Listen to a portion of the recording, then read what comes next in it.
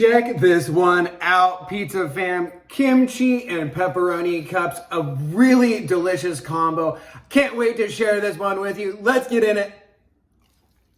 The dough is looking really nice today. This is a dough ball from my no-knead dough. I actually rolled this one out, going for a little more thin and crispy vibes today. I'm gonna start this pizza off with my world's best tomato sauce. That recipe's up on SantaBarbaraBaker.com. I have almost a cup here in my little container. I probably won't use all of it. I'm gonna take the sauce for this one, actually kind of all the way out to the crust, or actually not leaving much crust, all the way out to the rim. You can see here, I'm starting on the side. Traditionally, people usually start the sauce right in the center, but a viewer gave me a tip on this. They're saying they like their pizza crispy, having trouble having it stick to a peel, and they recommended starting from the outside in, and I've been doing that. It's nice because you're at home, you got time to play around with stuff like this. Looking really nice. We just want a nice little slick over here, but you want to make sure your sauce always covers the whole pie, especially if you're having trouble with, if you ever see the dough pop up underneath, that's usually an indication you might have not put enough toppings on there. A little more sauce oftentimes will help. But for like more of a New York style vibe today, we're gonna hit it, shake it up with a little bit of dried oregano. I feel like that's a classic flavor on, thin and crispy, New York style, whatever you want to call it. We're also gonna hit it with some fresh basil leaves. I like the little freshness played in there with the kimchi.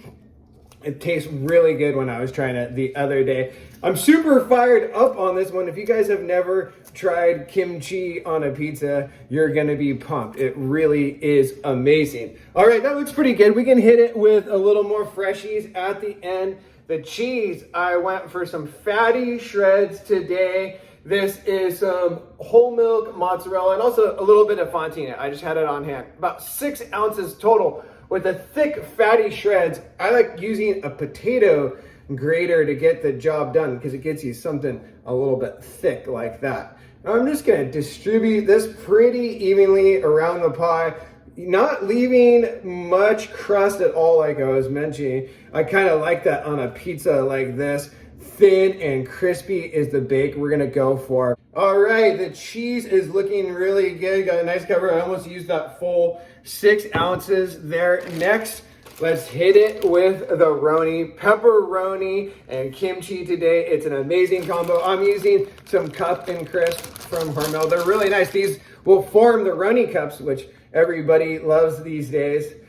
Me personally, I love all pepperoni, so I like to have a variety on hand. Even we'll put multiple kinds on the same pizza. It's nice, you get some different textures, a little different flavor, and look at that. I see a little spot in here. I was talking about how your pizza can pop up a little bit too much. I think it needs a little bit more cheese there. Hit it with some more cheese. I think we need to go more generous on the roni here. So, the kimchi, go as big as you want here. I think you should go bigger than you think. It cooks down a bit on the pizza, and also it just is absolutely delicious. But if you're a little bit spice adverse, just, adjust accordingly. But I have a half cup here for this. It's gonna end up being about a 15-inch pizza. It's about 3 ounces when I weighed it. Maybe I should have even gotten more. I feel like you could even add a little bit more than this. This one is super simple. I've seen kimchi pizzas elsewhere. They're putting all sorts of different stuff on it. You can really just keep a classic pizza like this. A roni pie, add the kimchi, takes it to another level. It really is amazing. But let's go take it for a bake. This thing is looking ready to get in the oven. Let's go take a temp and get this thing loaded. This kimchi roni pizza looks amazing to me. I can't wait to get it in the oven. But first, let's make sure our temp is all good. For a pizza like this, I like to see the temperature on the Karu 16 out here reading about 600, and then inside between 750 and 800 on the deck. Looking really nice. 775 there, and you can see this is starting to crank up to about 600. Looks like we're ready with a little thin and crispy. Give it one little shake before we get it in there. Load this directly under the flame. I have it set so it just is rolling across the deck. but not turned up super high, like the lowest you can get it with the flame still crawling across that oven deck. I feel like that's a really good setting to have on your Karu 16 for something closer to like a New York pizza here. Let's take a look at what's going on inside. I'm starting to see the dough puff up a little bit back there. Some cheese start to melt. All really excellent signs. You always want to look for out here for some cheese to start melting on the area of the pizza closest to the oven and mouth.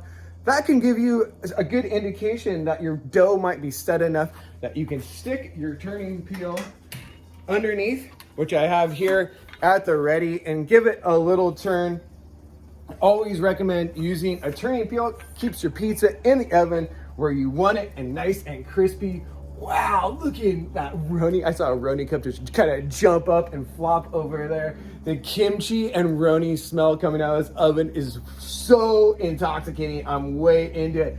I think we might be about ready for our first turn, because check it out, guys. There's some bubbles popping up in here. Can you see it all the way out to the front? Really good sign. You're gonna be all good for a turn here.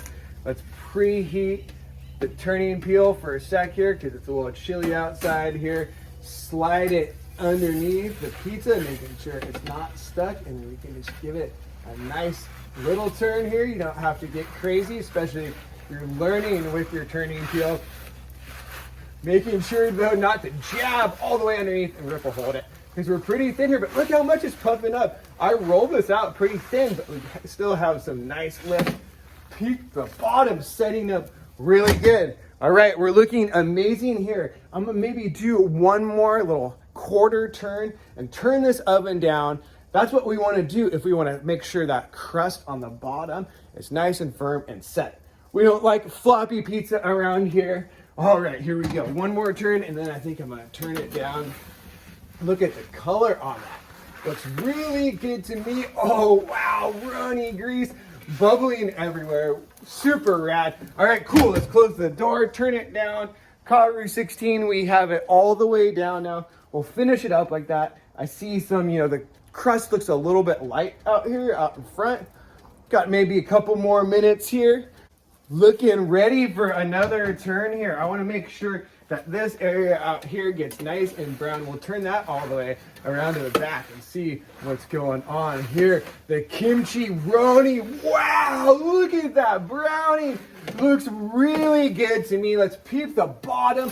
Browning up, really. I think we're getting close here, guys. Looking really good to me. Golden brown, and if you can peep it here, shouldn't be opening the oven too much, but look at that. The bottom looks really good. That's what a really big preheat on your outdoor pizza oven is going to get you, that crispy bottom. We turned it down when I was topping the pizza, but then turn it back up just to about, just so that flame is crawling across on the Karu 16, and you're going to get a really amazing bottom to your pizza. Think we're in the home stretch here, guys. Let's give it another turn. I see browning all around, and as I'm picking it up with the peel here, I can feel that there's not much flop at all left in the pizza. This thing, look at that. That looks about done to me. Let's check the bottom there. Nice and golden brown. I think we're about done here. We'll just close it up, let the crust set for one more second here. The smell coming off this kimchi roni pizza it's just absolutely mind-blowing. I think this thing's about done, maybe even a little overdone. I see some darkness creeping in right there, but we're looking for no flop pizza, which I can definitely feel picking it up. Check this thing out. The roni cups and kimchi, an amazing combo.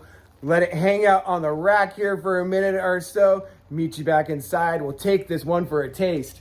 Roni cups and kimchi coming together on amazing pizza. Check out the bake on this one. I think overall maybe a little dark there, you see that? But it depends. I kind of like a more well done pizza. So this one delivers, and check out that bottom. Looks really good to me. Put it down on our pan here. Can't wait to try this one again. I made it the other day and I was just totally blown away by the flavors. You have to try this one if you've never tried kimchi on a pizza. Start putting it into your regular lineup. I highly recommend it. Let's hit it with some fresh basil at the end. Yeah, nice little color and a little bit blast of freshness to finish it off. The chalices of love, our roni have overflowed, come together with the kimchi. Let's hear it. Is there gonna be a crunch when we cut into it? I hear it. Here, maybe I'll be quiet for this one. Oh, the crunch. Really sounding nice on this. The bake overall went well, going for nice and crispy. Let's see the pickup. Look at that. It's crispy. I'm into it, especially with this. I was a little bit tripping. Kimchi, roni, it's a lot of stuff that, you know, end up a little bit greasy, can make your pie soggy. But I think we're good here. Let's pick it up as a nice fatty one. You crunch as it picks up, and check out the bottom there. Looks really good to me. Nice and golden brown, even a little bit charred in some spots, but I'm into that. Let's get in it.